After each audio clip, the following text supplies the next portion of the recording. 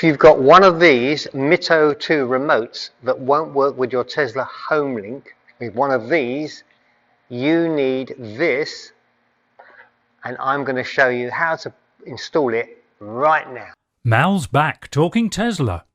To see the enhancements made to my Tesla and how to update yours, please subscribe to the channel, and you can message me with suggestions or for help.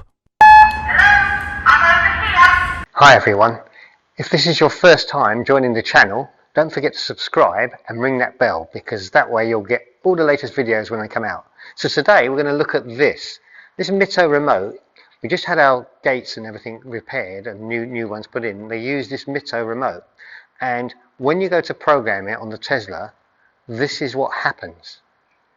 What you need to do is you need to get the Mito remote and actually aim it at the bumper, or any remote normally, and you leave it there for 20 seconds,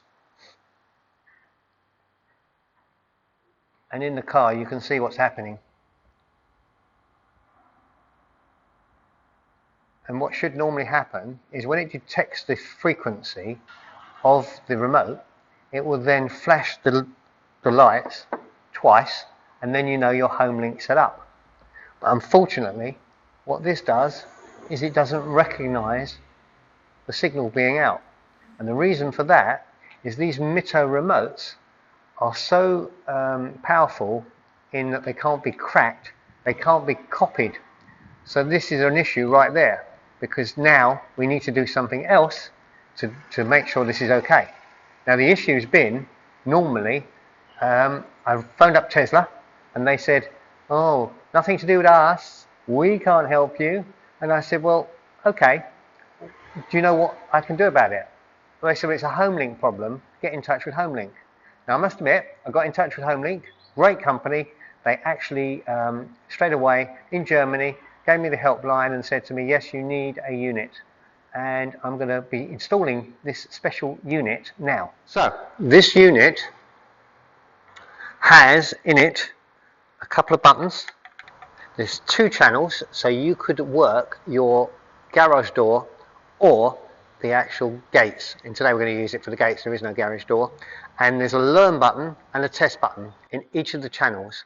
You just need, in these 2 contacts here, you just need to put 12 volts or 24 volts. If you need to put 24 volts, there's a little strap just here that you can change it. And if you need to set this up to be longer, so I just need to set it up for a quick pulse, so when it gets a pulse, it sends the contacts, trips the door, opens the gates. If you need a longer pulse, there is 2 pulse keys here, here and here, and that will allow you to adjust the length of time that you need for it to work. So, without further ado, we're going to feed the wires out here power, and we're going to feed the wire going into the switch. And it's very easy. You don't need to run into the box and do anything. If you've already got a switch somewhere that actually operates the box, so in your garage somewhere you might have a little button that allows you, you just put it in parallel with that button across the contacts. I'm going to show you all that, but first now we've got to find a nice bit of the wall that we're going to put it on. Okay, we've got power to it, all done now, so that's all connected, and I've put the test lights on just to see them all going. This is the actual test. As you do that, a relay comes on.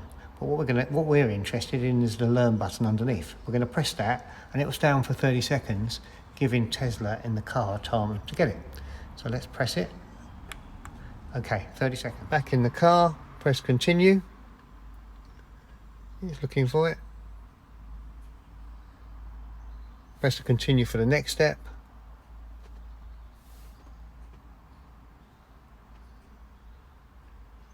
It says my new Homelink is now programmed. Simple as that. If it works as intended, tap save. As it doesn't, you may need to tap the learn button again, and we'll see. So let's have a look. So how do we test it? Go to lodge and we see if it opens. What it's saying now is if it works, then save the button. Well, it does work, so I'm ready to save it now. It's now in. It's now programmed, and I now can set up whether I want to auto fold the mirrors or whether I want to, let me focus that for you, it's better. I can auto fold the mirrors or auto open when arriving. So I can do that. I can set the actual distance up. So in a second we're going to take it out for a drive and see how it works.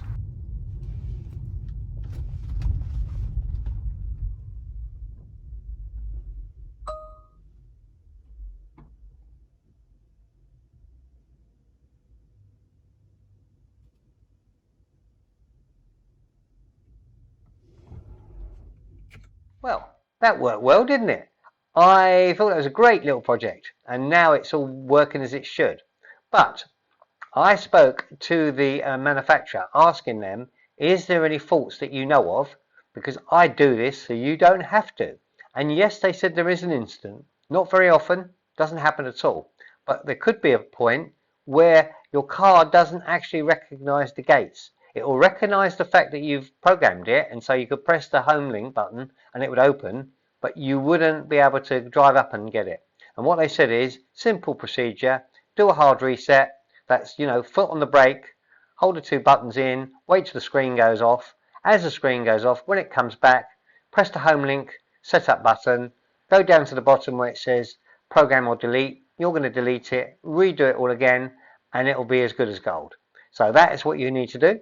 And Tesla, again, is the best car ever, and you were able to set it out as you saw. Wow. Anyway, until the next one, take care for now. See you again. Thanks for watching Mal's Back Talking Tesla. Remember, if you're buying a new Tesla, use my referral code link here, and don't forget to subscribe. It's free.